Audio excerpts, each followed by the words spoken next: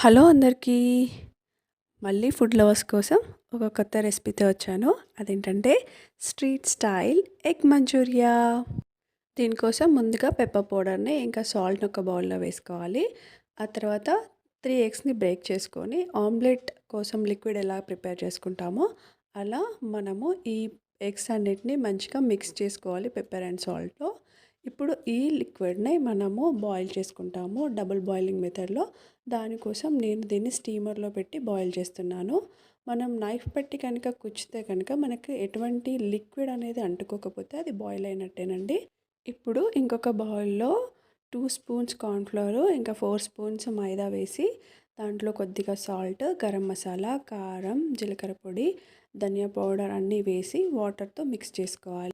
Next chopped onion and capsicum పక్కన పెట్టుకోవాలి.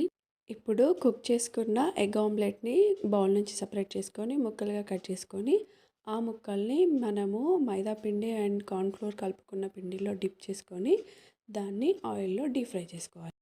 ఇలా అన్ని ఎగ్ పీసెస్ని మనము పిండిలో డిప్ చేసి మంచూరియన్ షేప్లో గోల్డెన్ బ్రౌన్ కలర్ వచ్చే వరకు ఆయిల్లో డీప్ ఫ్రై చేసుకొని పక్కన పెట్టుకోవాలి.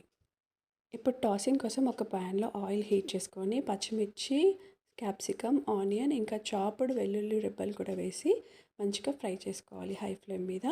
దాంట్లోనే కొత్తిమీర, పుదీనా ఇంకా 1 spoon black soya sauce, chilli sauce ఇంకా టమాటా కచప్ కూడా వేసి ఫ్రై చేసుకున్న మంచూరియన్ పీసెస్ అన్నిటిని చేసి సూట్ చేయాలి. ఇప్పుడు లైట్గా షుగర్ యాడ్ చేస్తే టేస్ట్ అనేది చాలా ఎలివేట్ అవుతుంది.